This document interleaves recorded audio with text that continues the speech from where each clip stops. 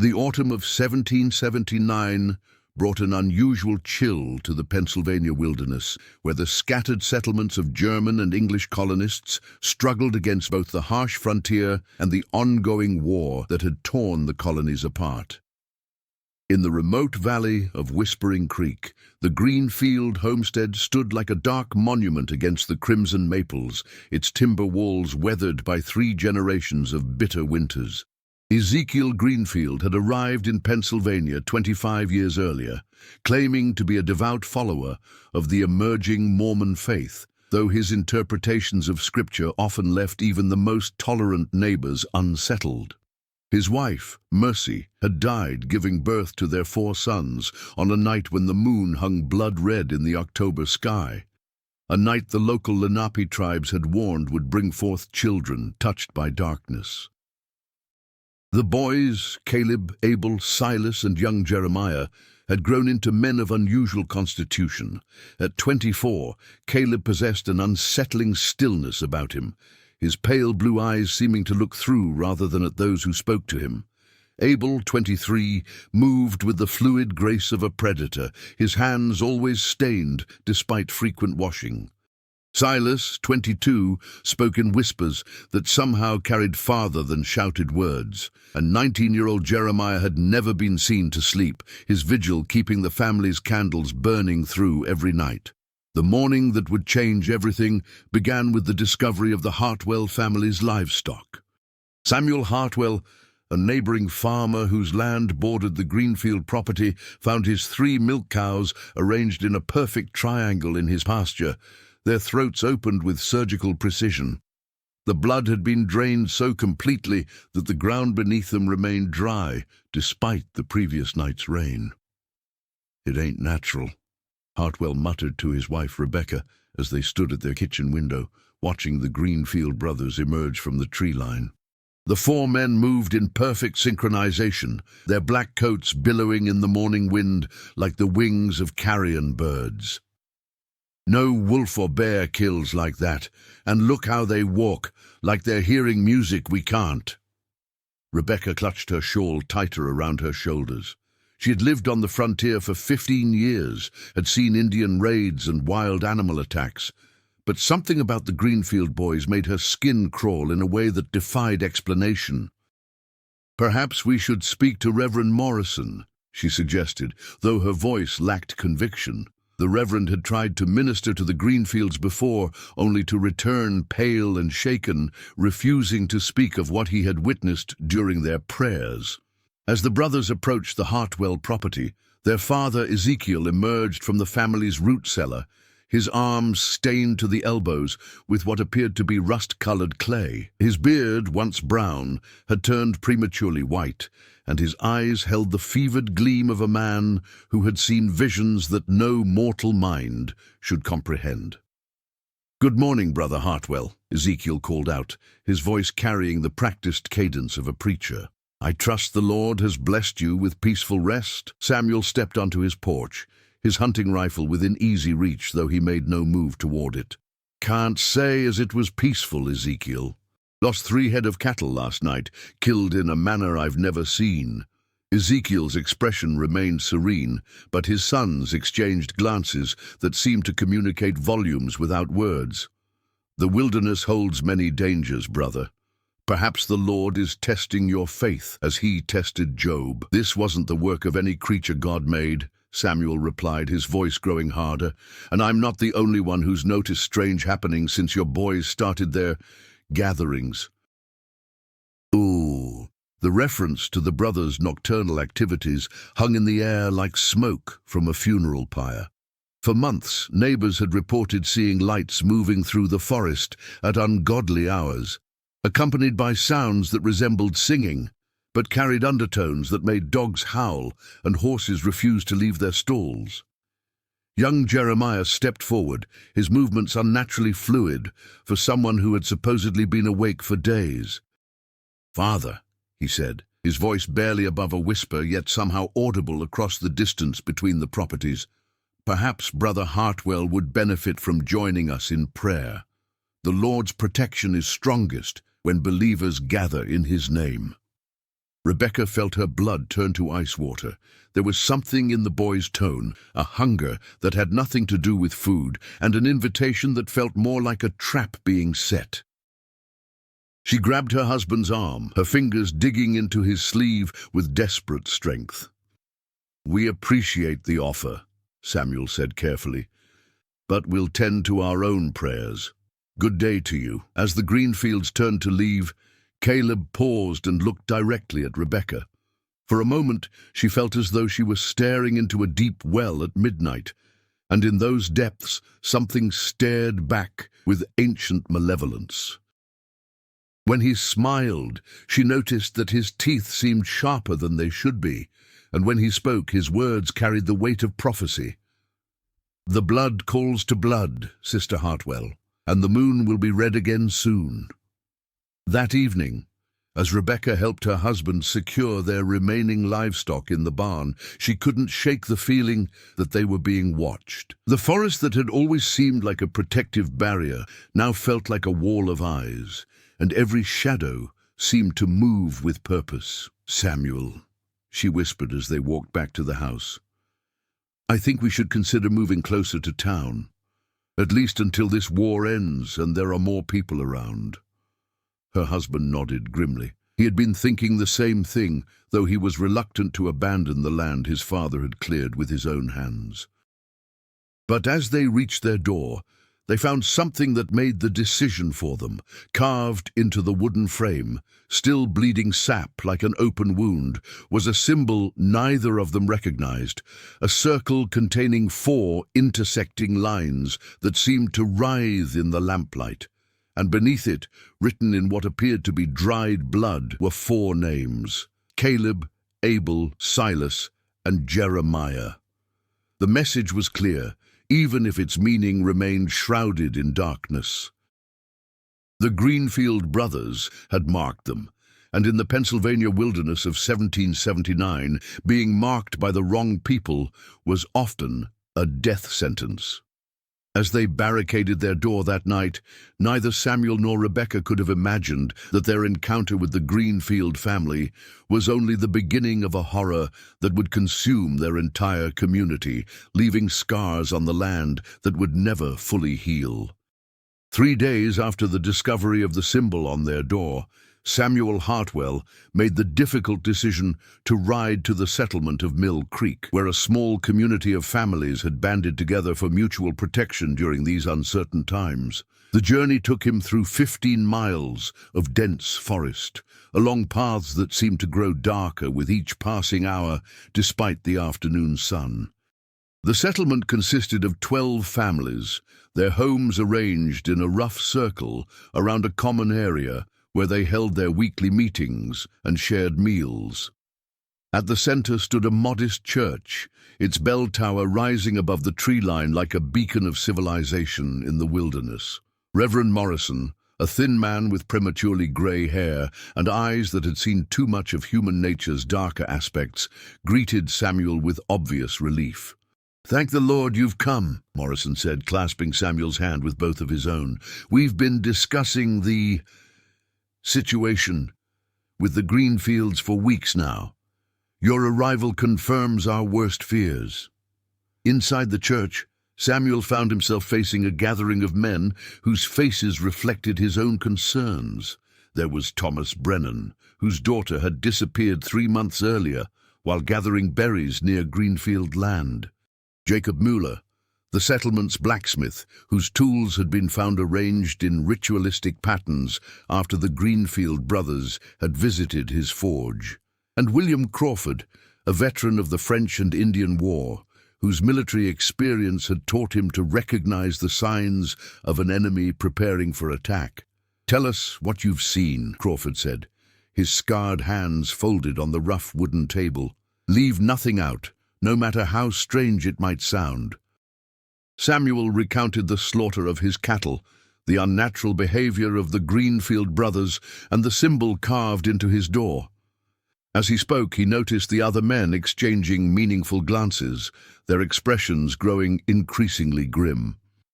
"It matches what we've been hearing from other families," Brennan said when Samuel finished. My neighbor, Ernst Hoffmann, found similar markings on his property after his hunting dogs went missing.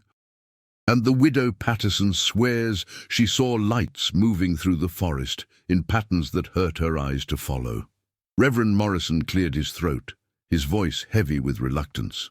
Gentlemen, I must share something that I had hoped to keep private. Last month, I attempted to minister to the Greenfield family, believing that their isolation had led them astray from proper Christian fellowship. The Reverend paused, his hands trembling slightly as he continued. What I witnessed in their home, it defies description. They had converted their cellar into what could only be called a temple, but not to any god that I recognize. The walls were covered with symbols carved into the stone, and the floor was stained with substances I dare not identify. What of Ezekiel? Muller asked. Surely the father maintained some semblance of Christian faith. Morrison's laugh was bitter and hollow. Ezekiel Greenfield has not been a Christian for many years, if he ever truly was.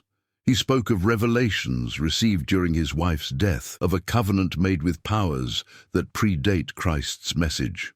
He claimed that his sons were chosen vessels, marked by blood and moon, to serve a purpose that would reshape the very nature of faith itself. The silence that followed was broken by the sound of horses approaching the settlement. Through the church windows, they could see a group of riders emerging from the forest, 4 figures in black coats, moving with the same unsettling synchronization that had disturbed Samuel days earlier. "They've come," Crawford whispered, his hand instinctively moving to the pistol at his side. How did they know we were meeting? The Greenfield brothers dismounted in perfect unison, their horses, magnificent black stallions that seemed too fine for frontier farmers, standing motionless as statues. Caleb, the eldest, approached the church door while his brothers positioned themselves at strategic points around the building, effectively surrounding it. "Reverend Morrison!" Caleb called out, his voice carrying easily through the wooden walls. "We've come to discuss matters of mutual concern. Surely men of faith can find common ground in these troubled times." Morrison looked to the other men, his face pale but resolute. "We cannot show fear," he whispered. "Whatever they are, they feed on terror. We must face them as Christian men with courage and unity."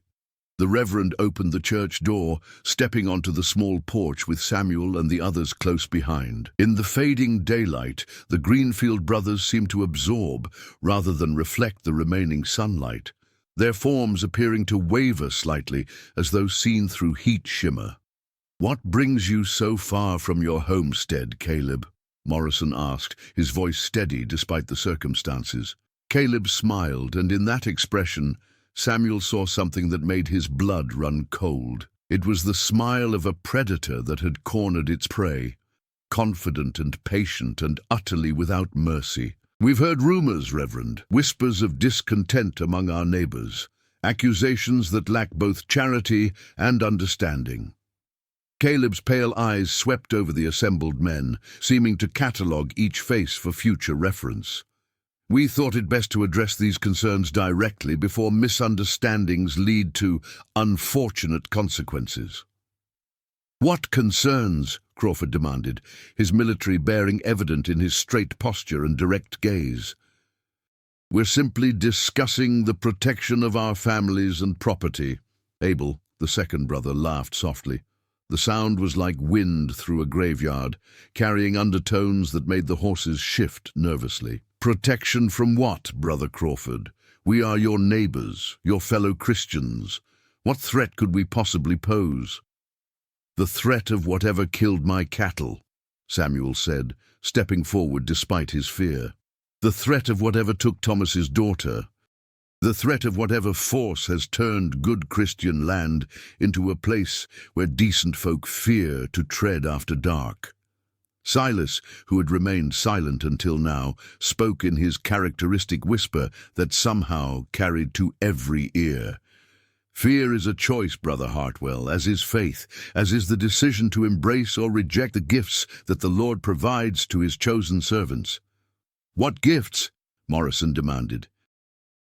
"What blasphemous doctrine are you preaching?"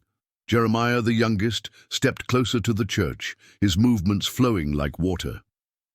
"The gift of sight beyond sight, Reverend, the gift of strength beyond mortal flesh, the gift of communion with powers that existed before Adam drew his first breath." The temperature seemed to drop 10 degrees as the youngest Greenfield spoke, and Samuel noticed that the birds had stopped singing. Even the insects had fallen silent, as though the very forest was holding its breath. "You speak of devils," Morrison said firmly, "of corruption and damnation. I'll not have such poison spread among God-fearing people." Caleb's smile widened, revealing teeth that definitely appeared sharper than human teeth should be. "Devils, Reverend, or simply aspects of creation that your limited understanding cannot comprehend. Tell me, when Moses spoke with the burning bush, did the Egyptians not consider it devilry? When Christ raised Lazarus, did the Pharisees not cry blasphemy? Do not dare compare your abominations to the works of Christ," Morrison replied, his voice rising with righteous anger. "Abominations," Abel echoed, his tone mockingly hurt. "Is it an abomination to be free from pain, to see the threads that connect all living things, to hear the songs that the earth itself sings in the darkness?" As he spoke, Abel drew a knife from his coat and without hesitation drew the blade across his palm. The assembled men gasped, expecting to see blood flow, but instead the wound sealed itself immediately, leaving only a thin white line that faded even as they watched. "The blood remembers," Silas whispered. "The blood calls to blood. And the blood of our covenant runs deeper than the shallow faith of ordinary men." Crawford's hand moved to his pistol, but before he could draw it, Jeremiah was suddenly standing beside him, having moved faster than human eyes could follow. The youngest Greenfield placed a pale hand on Crawford's wrist, and the veteran soldier's face went white with pain. "Violence, Brother Crawford?" Jeremiah asked softly. "Is that the Christian response to a demonstration of God's power?" Crawford tried to pull away, but Jeremiah's grip was like iron. Where the young man's fingers touched, Crawford's skin began to blacken, as though frostbite was spreading through his flesh. "Release him," Morrison commanded, stepping forward with his Bible raised like a shield. "In the name of Christ, I command you to release him." Jeremiah looked at the Reverend with something approaching pity. "Your Christ has no power here, old man. This land was consecrated to older gods, and their covenant supersedes any made by a carpenter's son." But as the youngest Greenfield spoke, something unexpected happened. The Bible in Morrison's hands began to glow with a soft, warm light, and Jeremiah suddenly released Crawford's wrist, stepping back with a hiss of pain. "Interesting," Caleb murmured, his eyes fixed on the glowing book. "It seems our Reverend has more faith than we credited him with." "Very well, we'll withdraw for now, but remember, all of you, the blood moon rises again in 7 days, and when it does, the covenant will be renewed, whether you stand with us or against us." The 4 brothers mounted their horses with fluid grace, but before they rode away, Caleb turned back to address the assembled men one final time. "Choose wisely, neighbors. The old world is ending, and a new one is being born. You can be part of that birth, or you can be consumed by it. But you cannot stop it." As the Greenfields disappeared into the forest, the men stood in stunned silence, processing what they had witnessed. Crawford examined his wrist, where 5 perfect handprints were burned into his flesh, the skin blackened but no longer spreading. 7 days, Morrison said quietly, his Bible still glowing faintly in his hands. "We have 7 days to prepare for whatever they're planning." "Prepare how?" Samuel asked. "You saw what they can do. How do we fight something like that?" Morrison looked at his Bible, then at the faces of the men around him. "With faith," he said simply, "and with the knowledge that even the darkest powers have weaknesses. We must gather every family in the region, warn them of what's coming, and stand together when the blood moon rises." As the men dispersed to spread the warning, none of them noticed the ravens that had gathered in the trees around the settlement, their black eyes reflecting an intelligence that was far from natural. The Greenfield brothers had withdrawn, but they had not gone far, and their influence was spreading like a plague through the Pennsylvania wilderness. The countdown to the blood moon had begun. The warning spread through the scattered settlements of Pennsylvania like wildfire, carried by riders who pushed their horses to exhaustion and spoke in hushed, urgent tones of the approaching danger. By the fourth day after the confrontation at Mill Creek, nearly 200 families had gathered at the settlement, transforming the small community into a fortified camp, bristling with muskets, axes, and the desperate determination of people who had nowhere left to run. Among the refugees was Martha Hoffman, an elderly German woman whose knowledge of old-world folklore had made her invaluable in understanding what they faced. She sat by the communal fire, her weathered hands working steadily at carving protective symbols into wooden stakes while she shared her knowledge with anyone willing to listen. "In the old country," she said, her accent thick with the weight of generations, "we knew of such things. Families touched by darkness, children born under cursed stars. They called them Blutbund, blood-bound. Once the covenant is made, it passes from father to son, growing stronger with each generation." Reverend Morrison, who had barely slept since the encounter with the Greenfields, looked up from the Bible he had been studying. What kind of covenant? What did they sacrifice to gain such power? Martha's hands stilled on her carving. "Not what, Reverend? Who?" "The Blutbund always begins with the sacrifice of the mother, her life force binding the children to whatever entity grants the power. But that is only the beginning. To maintain the covenant, they must feed it regularly. Blood, pain, fear. And every 7 years, under the blood moon, they must renew their pledge with a great sacrifice." "How great?" Samuel asked, though he dreaded the answer. 13 souls, Martha replied quietly. 13 innocent lives, offered willingly or taken by force. If they succeed, their power grows beyond anything we can imagine. If they fail, she shrugged, the covenant breaks and they become mortal again. But in all the stories I know, they have never failed. The weight of this revelation settled over the gathered families like a burial shroud. 13 lives, more than half the children in their community. The Greenfields weren't just threatening their way of life, they were planning a massacre. Benjamin Hayes, a physician who had arrived with the refugees from Lancaster, cleared his throat. "I've been examining the evidence we've gathered, the cattle killings, the missing persons, the physical effects we witnessed. Whatever they've become, they're still bound by certain natural laws. They can be hurt, as we saw when Jeremiah reacted to the Reverend's Bible. They bleed, even if they heal quickly, and they seem to be stronger at night, weaker during daylight hours." "That matches the old stories," Martha agreed. "The Blutbund draw their power from darkness and shadow. Sunlight doesn't destroy them, but it limits their abilities." Crawford, his bandaged wrist a constant reminder of their enemy's power, stood to address the group. "Then we make our stand during the day, force them to come to us when they're weakest. But the blood moon rises at night," Morrison pointed out. "If we're to stop their ritual, we must face them in darkness." "Not necessarily," Dr. Hayes interjected. "I've been calculating the timing. The blood moon will be visible just before dawn on the 7th day. If we can delay them until sunrise, we might have a chance." As the men debated strategy, a commotion arose from the settlement's perimeter.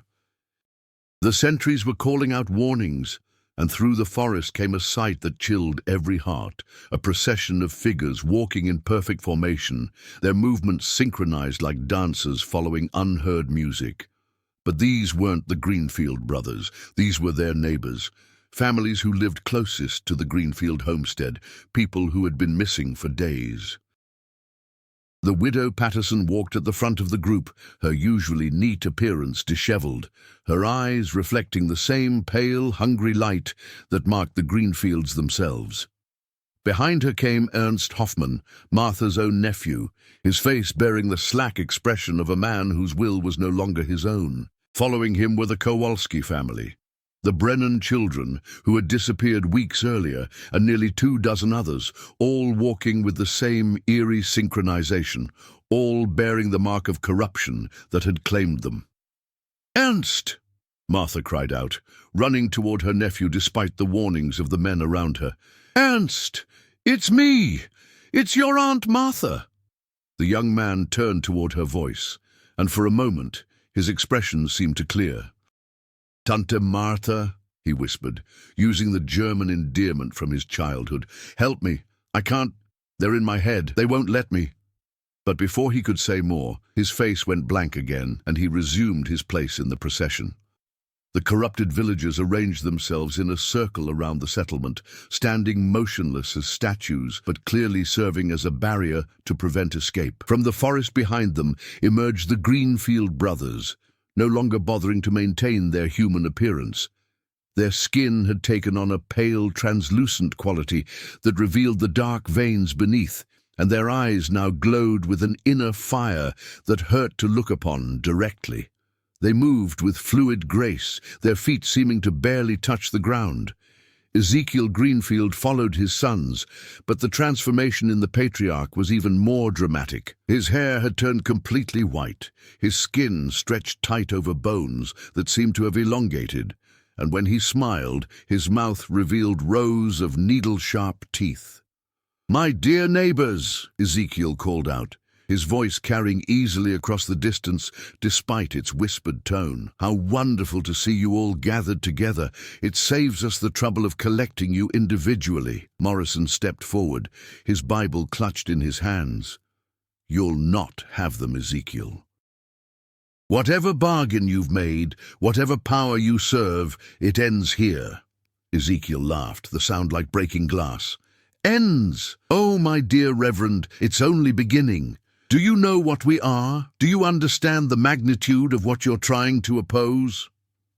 "We know your abominations," Crawford shouted, raising his musket. "Creatures that have abandoned their humanity for power." "Abandoned?" Caleb stepped forward, his transformed features terrible to behold. "We've transcended it. We've become what humanity was always meant to be, perfect predators, freed from the weakness of conscience and the burden of mortality." Abel gestured to the corrupted villagers surrounding the settlement. "These people understand now. They've felt the ecstasy of surrender, the peace that comes from serving a higher purpose. Soon you'll all experience the same liberation." "Liberation?" Dr. Hayes demanded. "You've turned them into slaves," Silas whispered, his voice somehow reaching every ear despite its softness. "Slaves to what? To fear? To doubt? To the constant struggle against their own nature? We've freed them from all of that. They serve willingly now, joyfully." "Prove it," Martha called out, her voice strong despite her tears. "If they serve willingly, let them speak for themselves. Let my nephew tell me he chose this fate." Jeremiah smiled, his youthful features made horrible by the predatory gleam in his eyes. "Very well." He gestured to Ernst Hoffmann, who stepped forward with mechanical precision. "Tell them, Brother Ernst," Jeremiah commanded. "Tell them of the joy you found in service." Ernst's mouth opened, and when he spoke his voice was his own, but the words were not. "The pain is gone," he said, his tone flat and emotionless. "The fear, the doubt, the constant struggle to survive in this harsh world, all gone. I am part of something greater now, something eternal. I would not go back to the weakness of mortality even if I could." Martha sobbed, but her nephew's expression remained unchanged. Whatever Ernst had been, whatever spark of humanity had once animated him, it was gone now, replaced by something that wore his face but was no longer him. "You see?" Ezekiel spread his arms wide, encompassing the entire settlement.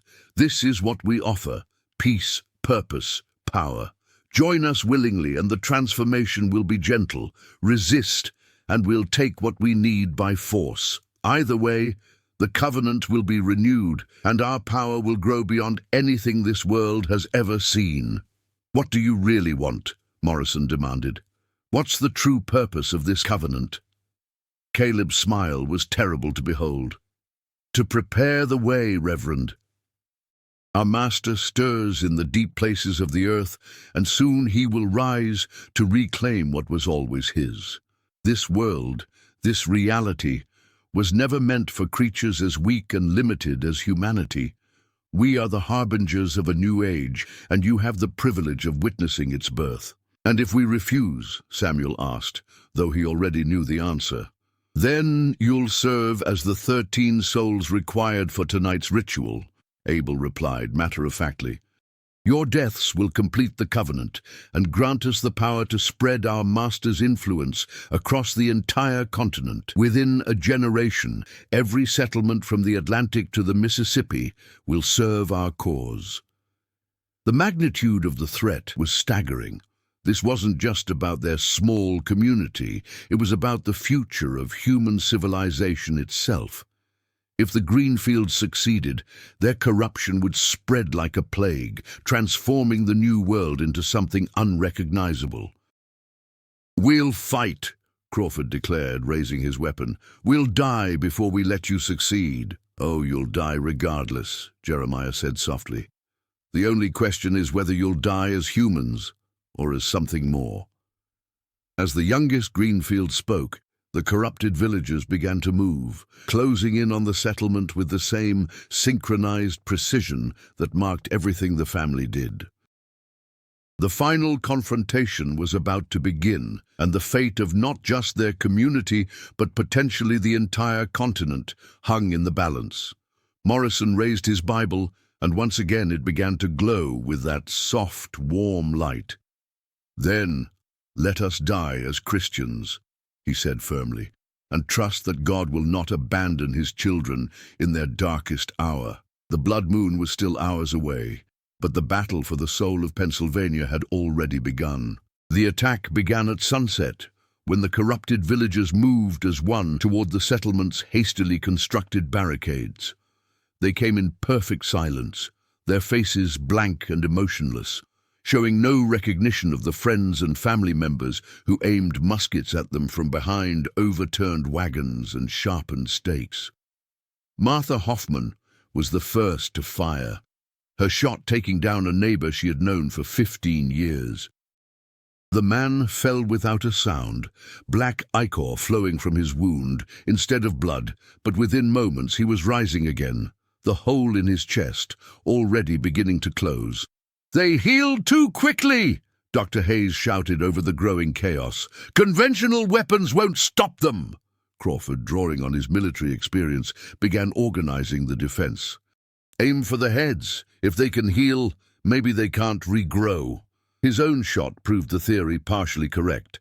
The corrupted villager he targeted dropped and stayed down, though the black substance that leaked from the massive head wound seemed to move with a life of its own, seeking to rejoin the fallen body. Reverend Morrison stood at the center of the settlement, his glowing Bible held high as he recited passages from Psalms. Where the light touched the attacking villagers, they recoiled as though burned, their synchronized movements becoming erratic and confused. But the effect was limited. The Bible's power could slow them, but not stop them entirely. "The children!" Rebecca Hartwell screamed, pointing toward the settlement's makeshift schoolhouse where the youngest members of their community had been sheltered. A group of corrupted villagers had broken through the eastern barricade and were moving toward the building with terrifying purpose.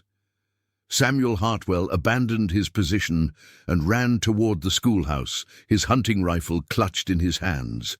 Behind him, he could hear his wife's desperate prayers mixing with the sounds of battle, musket fire, screams of pain and terror, and underneath it all, a low humming that seemed to come from the corrupted villagers themselves. He reached the schoolhouse just as the first of the attackers broke down the door. Inside, 23 children huddled together, Their teacher, a young woman named Sarah Mills, standing protectively in front of them, with nothing but a wooden cross and her faith to defend them. Samuel's first shot took down the lead attacker, but 3 more pushed through the doorway. As he struggled to reload, one of the corrupted villagers, a man he recognized as the settlement's former baker, grabbed him by the throat with inhuman strength. "Samuel Hartwell," the thing that had been Thomas Baker said in a voice like grinding stone. "Your fear tastes sweet. Your children will make excellent vessels for our master's servants." But before the creature could tighten its grip, Sarah Mills stepped forward and pressed her wooden cross against its forehead. The corrupted villager shrieked and released Samuel, its flesh smoking where the cross had touched. The sound it made was unlike anything human, a mixture of pain, rage, and something that might have been relief. "The cross!" Samuel gasped, understanding flooding through him. "It's not just the Reverend's Bible. Any symbol of faith can hurt them." Sarah nodded grimly, but her small cross was already beginning to crack from the contact with the creature's corrupted flesh. "It won't last long," she warned, "and there are too many of them." Outside, the battle was going poorly for the defenders. Despite their best efforts, the corrupted villagers kept coming, their wounds healing faster than they could be inflicted.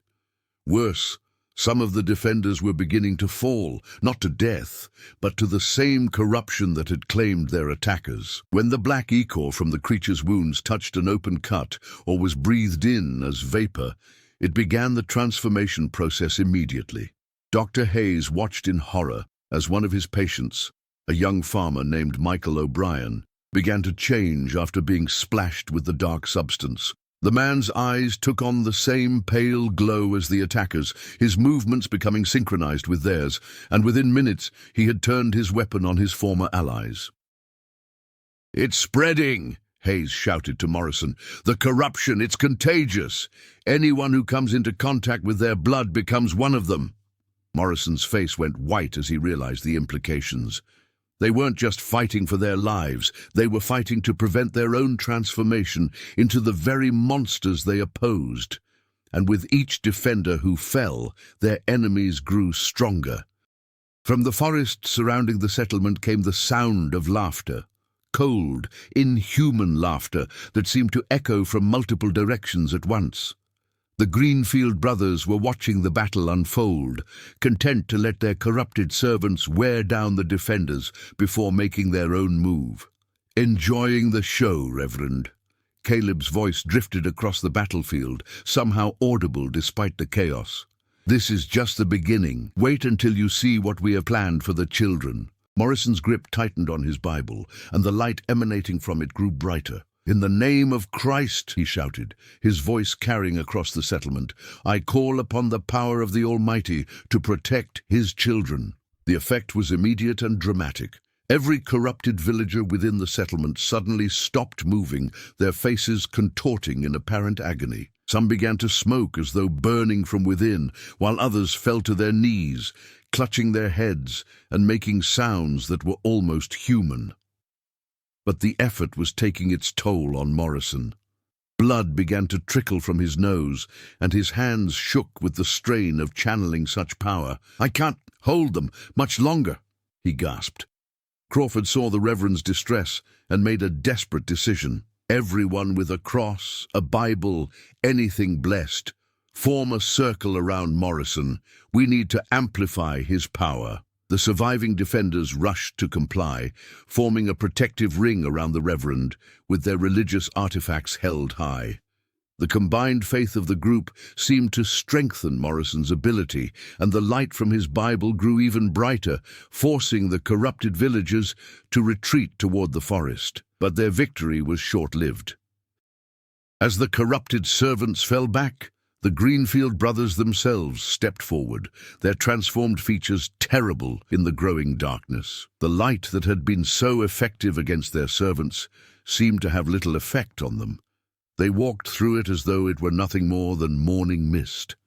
"Impressive," Ezekiel said, his needle-sharp teeth gleaming in the artificial light. "But you're only delaying the inevitable. The blood moon rises in 2 hours, and when it does, your faith will be powerless against what we become." Abel gestured toward the forest, and from the shadows emerged more figures. But these weren't corrupted villagers. These were something else entirely. Creatures that had never been human. They moved on all fours like wolves, but their bodies were wrong. Too long, too angular, with limbs that bent in directions that defied anatomy. Their eyes glowed with the same pale fire as the Greenfields, and when they opened their mouths, rows of razor-sharp teeth were revealed. "Meet our true servants," Silas whispered, his voice somehow reaching every ear despite the distance. Born from the union of human sacrifice and our master's power, they hunger for the taste of innocent blood, and tonight they feast. The creatures, there were at least a dozen of them, began to circle the settlement with predatory grace. Unlike the corrupted villagers, these things showed no hesitation, no trace of their former humanity. They were pure predators, created for the sole purpose of killing and consuming. "What are they?" Dr. Hayes whispered, his medical training unable to provide any explanation for what he was seeing. Martha Hoffman's face was pale with recognition. "Wendigo," she breathed.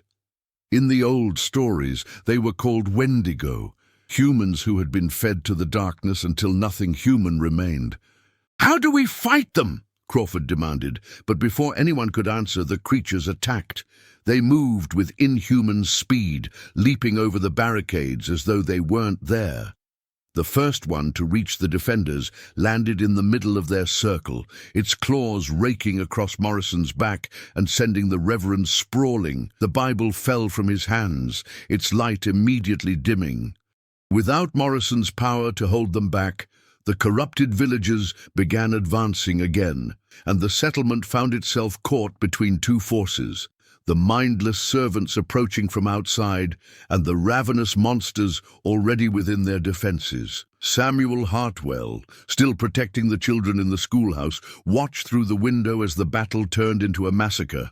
The Wendigo creatures were tearing through the defenders with horrifying efficiency, while the corrupted villagers closed in from all sides. In minutes, everyone he had ever known would be dead or transformed. But as he watched, something caught his eye, a glint of metal in the forest beyond the settlement. Someone was out there, someone the Greenfields hadn't accounted for. And as the figure stepped into the light of the burning buildings, Samuel's heart leaped with desperate hope. It was a group of Continental soldiers, at least 30 of them, led by a tall man in an officer's uniform. They had been drawn by the sounds of battle, and now they were witnessing something that would challenge everything they thought they knew about the world.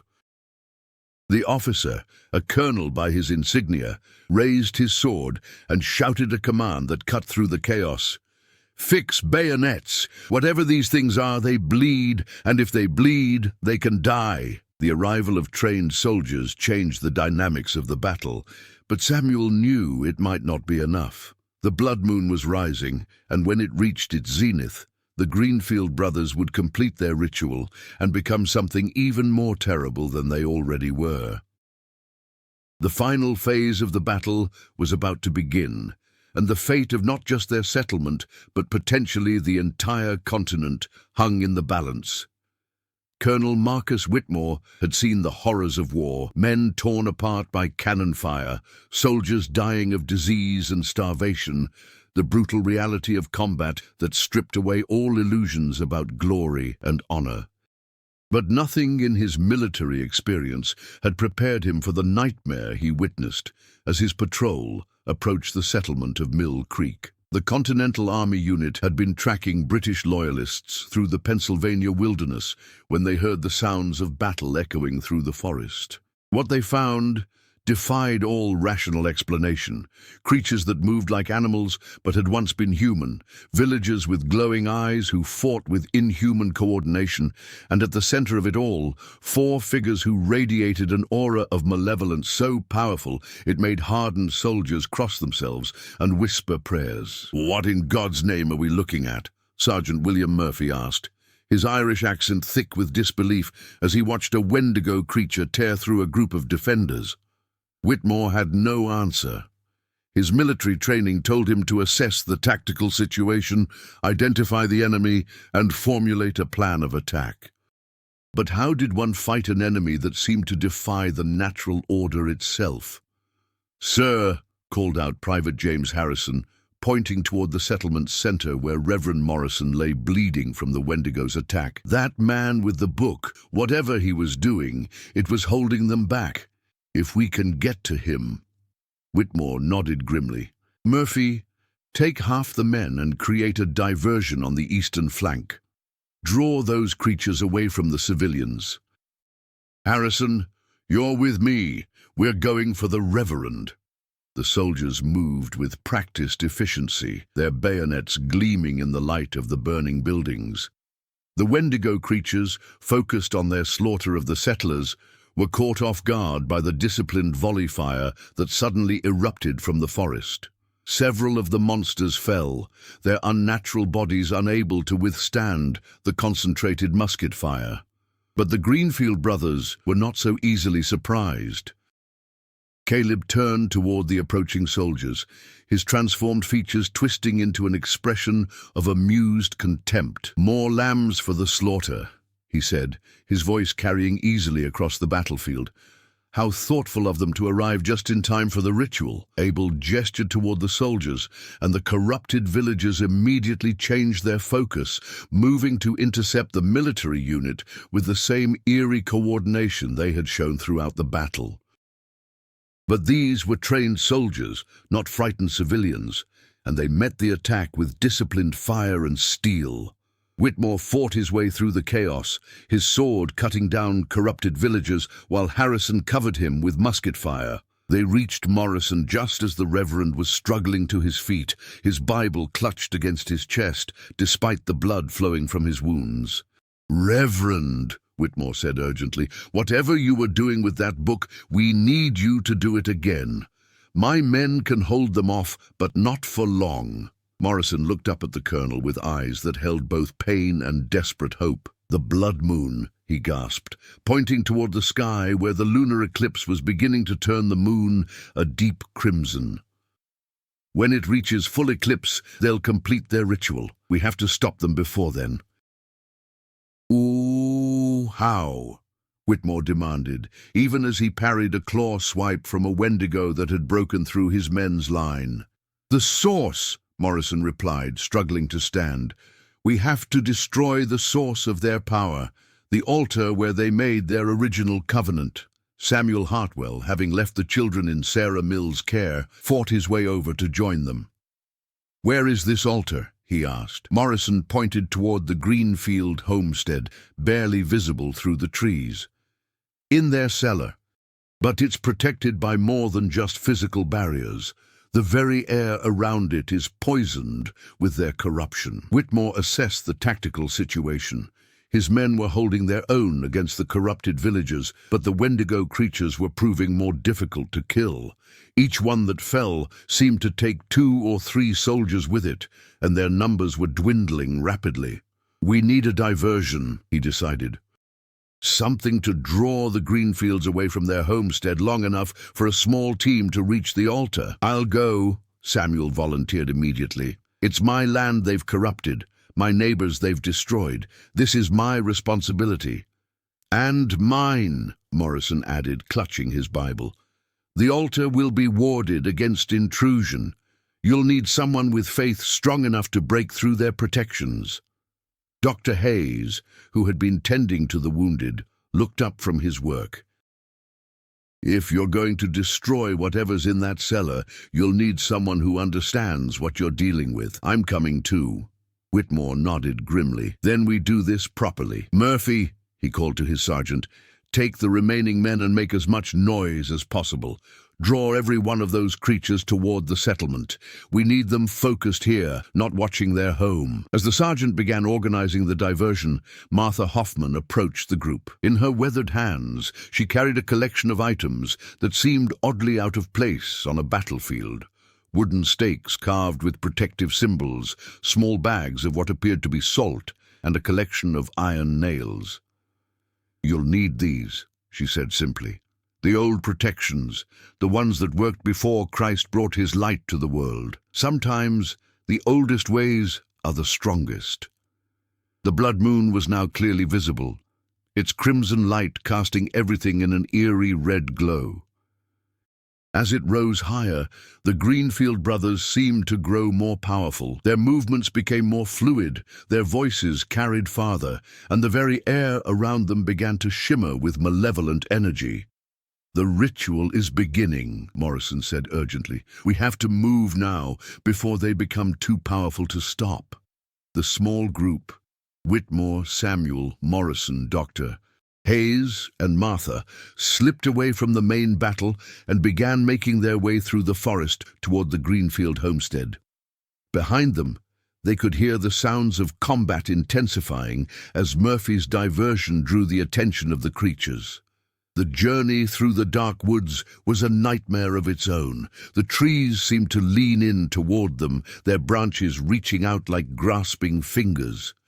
The very ground beneath their feet felt wrong, spongy and yielding, as though it were composed of something other than earth and stone, and everywhere they could hear whispers in languages that predated human speech.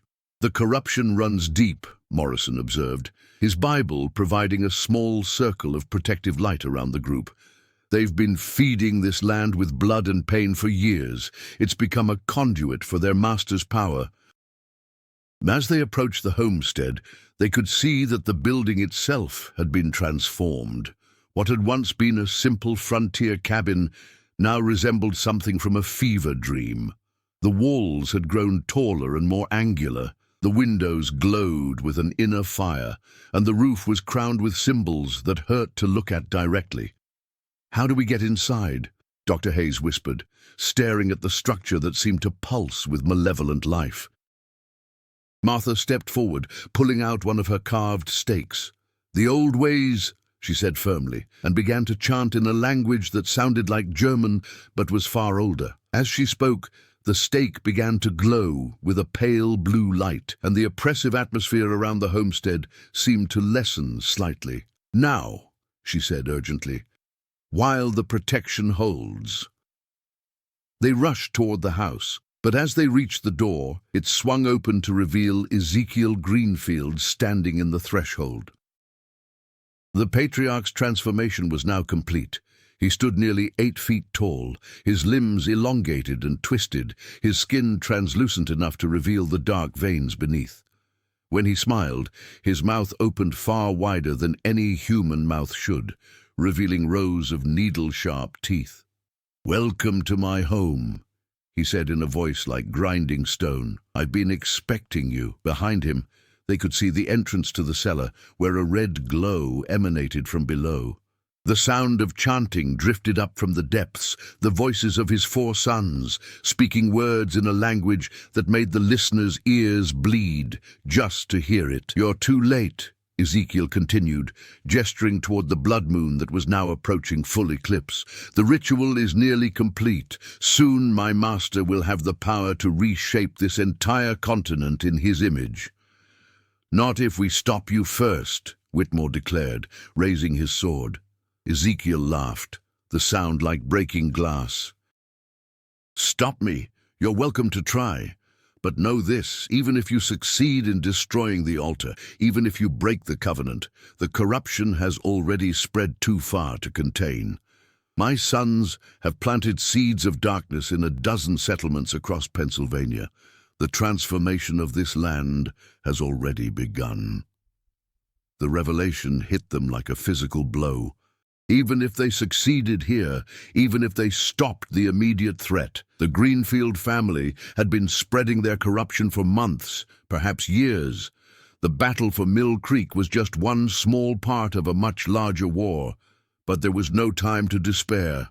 The blood moon was reaching its zenith, and from the cellar below came a sound that made the very foundations of the house tremble, the voice of something vast and ancient, responding to the call of its servants. "Whatever we're going to do," Morrison said urgently, "we have to do it now." The final confrontation was about to begin, and the fate of not just Pennsylvania, but potentially the entire New World hung in the balance. In the cellar below, the Greenfield brothers were completing a ritual that had been centuries in the making, while above, a small group of desperate defenders prepared to make their last stand against the forces of darkness. The blood moon reached its peak, bathing the world in crimson light, and the true horror of the Greenfield covenant was finally revealed. In the depths of the earth, something stirred that had slumbered since before the first humans set foot on the continent, and its awakening would change everything. The battle for the soul of America was about to reach its climax, and only one side could emerge victorious. The question was whether human courage and faith would be enough to stand against powers that had existed since the dawn of time, or whether the new world would become something unrecognizable. A realm of darkness where the Greenfield covenant reigned supreme. As Ezekiel Greenfield stepped aside to allow them passage into his transformed home, his smile promised that whatever they found in the cellar below would test the limits of their sanity and their faith. The blood moon's light grew stronger, the chanting from below grew louder, and the final chapter of the Greenfield legend was about to be written in blood and terror. Epilogue: The Whispering Woods. 3 months after the events at Mill Creek, the official report filed with the Continental Congress spoke of a British loyalist attack on a Pennsylvania settlement, resulting in significant casualties, but ultimately repelled by the timely arrival of Colonel Whitmore's patrol. There was no mention of corrupted villagers, Wendigo creatures, or a family that had made a covenant with powers older than human civilization. But in the taverns and farmhouses scattered across Pennsylvania, a different story was told in hushed whispers. Travelers spoke of a section of forest where the trees grew in unnatural patterns, where the very ground seemed to pulse with malevolent life, and where the sound of chanting could still be heard on nights when the moon ran red. The Greenfield homestead had been reduced to ash and rubble, its cellar filled with salt and blessed earth before being sealed with stones carved with protective symbols. The altar that had served as the focus of their power was destroyed, its fragments scattered and buried in consecrated ground across 3 different counties. Of the Greenfield brothers themselves, no trace was ever found. Some said they had been consumed by the very forces they had tried to serve. Others whispered that they had escaped into the deep wilderness, where they continued to spread their corruption among the isolated settlements of the frontier. Colonel Whitmore never spoke publicly of what he had witnessed in that cellar, but those who knew him noticed that he had aged years in a single night, and that he never again traveled through Pennsylvania without a Bible in his saddlebags and iron nails in his pockets. Reverend Morrison survived his wounds and continued to minister to the scattered communities of the region, but his sermons took on a new urgency, and he was known to spend hours each day in prayer, as though holding back some terrible darkness through sheer force of will. Samuel and Rebecca Hartwell rebuilt their farm, but they never again lived alone on the frontier. They moved to a larger settlement, where the sound of neighbors' voices could be heard even in the darkest hours of the night, and where the light of human fellowship held the shadows at bay. And in the deep woods of Pennsylvania, where the old growth trees whispered secrets that predated human memory, something waited. The covenant had been broken, the ritual interrupted, but the corruption that had taken root in the land itself proved harder to cleanse. On certain nights, when the moon was dark and the wind carried the scent of decay, travelers reported seeing lights moving through the forest in patterns that hurt the mind to follow. They spoke of voices calling out in languages that had never been meant for human tongues, and of shadows that moved independently of the objects that cast them. The Greenfield legend had ended, but the darkness they had awakened would linger for generations to come, a reminder that some prices are too terrible to pay, and some powers too dangerous to invoke. In the Pennsylvania wilderness, the blood still called to blood, and the covenant, though broken, was not forgotten. The New World had been saved from immediate transformation, but it bore scars that would never fully heal, scars that served as a warning to future generations about the price of trafficking with forces beyond human understanding. And sometimes, on the darkest nights, when the wind howled through the trees and the shadows seemed to move with purpose, the people of Pennsylvania would remember the Greenfield family and whisper a prayer of gratitude that some evils, once defeated, chose to remain buried in the past. But in the deepest part of the forest, where no human foot had trod since that terrible night, 4 graves lay empty beneath the twisted trees, and the earth above them remained forever barren, as though the very soil rejected what had once been buried there. The legend of the Greenfield family became a cautionary tale passed down through generations of Pennsylvania settlers, but like all legends, it evolved with each telling.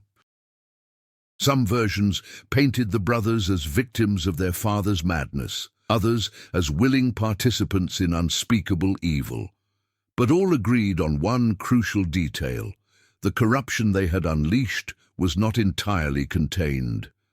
In the years that followed, strange incidents continued to plague the region. Livestock would be found arranged in ritualistic patterns, their blood drained with surgical precision. Children would disappear for days, only to return with no memory of where they had been and an inexplicable aversion to sunlight.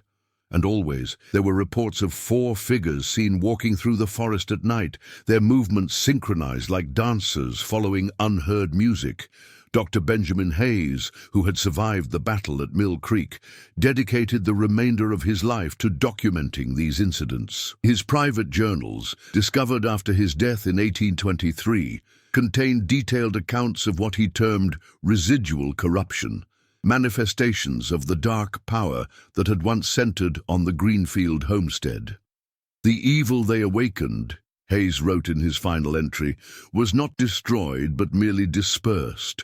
Like seeds scattered by a terrible wind, it has taken root in a dozen different places, growing slowly but inevitably towards some future harvest. We may have won the battle, but I fear the war is far from over.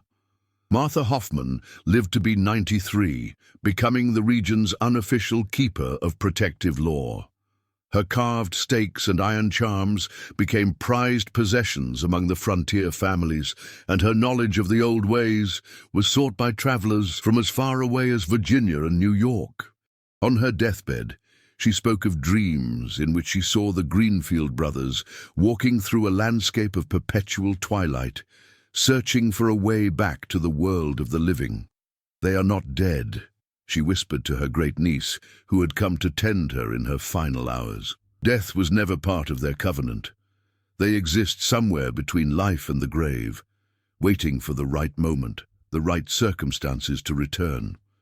When they do, the world must be ready. The great-niece, a practical woman named Anna, dismissed the old woman's words as the ravings of a dying mind. But she kept Martha's collection of protective charms, and when her own children began to report strange dreams of 4 men in black coats calling their names from the forest, she began to understand that some legends are rooted in terrible truth. By the time of the Civil War, the Greenfield legend had spread beyond Pennsylvania's borders. Union soldiers marching through the region reported encounters with figures that matched the descriptions of the 4 brothers, and Confederate raiders spoke of a section of forest where their horses refused to go and their compasses spun wildly without explanation. A young officer named Joshua Lawrence Chamberlain, who would later gain fame at the Battle of Gettysburg, wrote to his wife about a night patrol that had gone terribly wrong. "We lost 3 men in those woods, Fanny. Not to enemy action, but to something far worse. They simply vanished, leaving behind only their weapons and the echo of laughter that seemed to come from the trees themselves. The local guides refused to speak of it, but I have heard whispers of an old family, cursed by their own ambition, who still walk these paths in search of souls to claim." The Industrial Revolution brought new settlers to Pennsylvania, men and women who had little patience for frontier superstitions. They cleared the forests, built factories and railroads, and dismissed the old stories as the fantasies of ignorant farmers. But even progress could not entirely erase the stain that the Greenfields had left on the land. In 1889, a mining operation near the site of the old homestead broke through into a natural cavern system that had never been mapped. The miners reported finding chambers carved with symbols that predated any known human civilization, and at the center of the largest chamber, 4 stone sarcophagi arranged in a perfect square. The sarcophagi were empty, but the stone was stained with what appeared to be fresh blood, despite having been sealed for over a century. The mining company, spooked by the discovery and the subsequent rash of accidents that plagued the operation, sealed the caverns with concrete and steel, but not before several workers reported seeing 4 figures in period clothing walking through the tunnels in the hours before dawn. The 20th century brought new horrors to the world: 2 global wars, the threat of nuclear annihilation, and the gradual erosion of the old certainties that had once provided comfort to previous generations. But in the deep woods of Pennsylvania, older fears persisted. During World War II, a military training facility was established near the former Greenfield lands.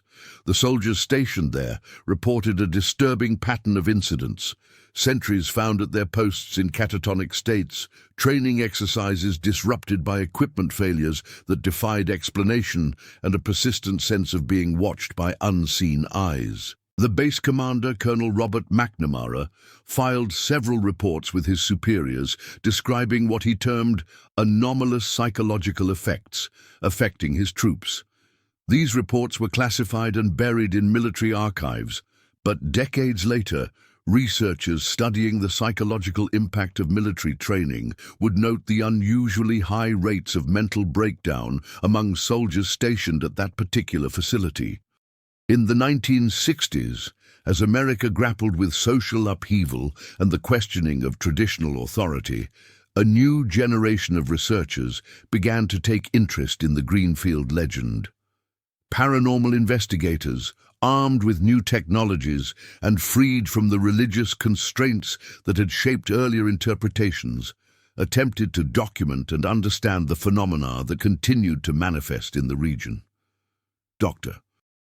Sarah Chen, a psychologist from the University of Pennsylvania, led the most comprehensive study of the area in 1967. Her team spent 6 months documenting electromagnetic anomalies, temperature fluctuations, and what they termed collective psychological manifestations among visitors to the region. "What we're dealing with," Dr. Chen wrote in her preliminary report, "appears to be a form of psychic imprint left by traumatic events. The intensity of emotion and will focused on this location during the 18th century has created a kind of temporal echo, a repetition of past events that continues to influence present reality."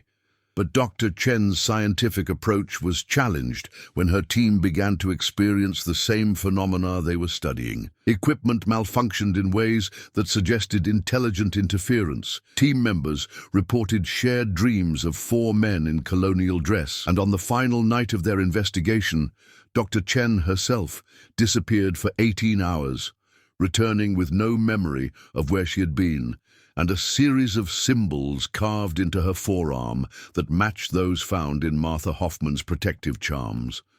The study was quietly discontinued, and Dr. Chen spent the remainder of her career researching less controversial subjects. But her private notes, discovered after her death in 2003, revealed her growing conviction that the Greenfield brothers had achieved a form of immortality that transcended conventional understanding of life and death. "They exist in the spaces between moments," she wrote, "in the pause between heartbeats, in the silence between words. They are not ghosts in any traditional sense, but something far more dangerous, living ideas that have taken on independent existence, feeding on fear and growing stronger with each generation that remembers their story." As the 21st century dawned, the Greenfield legend found new life in the digital age. Internet forums dedicated to paranormal phenomena buzzed with accounts from hikers, hunters, and urban explorers who claim to have encountered the four brothers in the Pennsylvania wilderness. Videos posted to social media showed unexplained lights moving through the forest, and audio recordings captured voices speaking in what linguists identified as a dialect of English that had been extinct for over 2 centuries. But perhaps the most disturbing development was the emergence of what researchers termed Greenfield cults, small groups of individuals who claimed to have received visions from the four brothers and who sought to complete the ritual that had been interrupted in 1779. These groups, scattered across the eastern United States, shared a common belief that the Greenfield Covenant represented humanity's next evolutionary step, and that the brothers would return to lead the worthy into a new age of power and transcendence. Law enforcement agencies, initially dismissive of what they saw as harmless role-playing, began to take notice when several of these groups were linked to disappearances and ritual murders that bore disturbing similarities to the events described in the historical accounts. The FBI established a task force to monitor cult activity, but their investigations were hampered by the group's decentralized nature and their apparent ability to anticipate law enforcement actions. In 2019, exactly 240 years after the events at Mill Creek, a blood moon eclipse was visible across much of North America. On that night, police departments in Pennsylvania, New York, Virginia, and Ohio reported a spike in missing persons cases, all involving individuals who had been researching the Greenfield legend or who had expressed interest in joining one of the associated cults. Most of these individuals were found within a few days, wandering in forests with no memory of how they had gotten there. But a few remained missing, and those who were recovered all shared certain characteristics. They spoke of dreams in which 4 men in colonial dress had offered them power beyond imagination, and they bore small scars on their palms that formed a pattern matching the symbols found in the Greenfield homestead's ruins. Dr.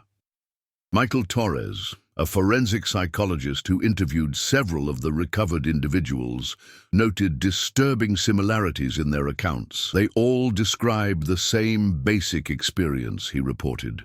4 men who claimed to be the Greenfield brothers offering to share their power in exchange for service.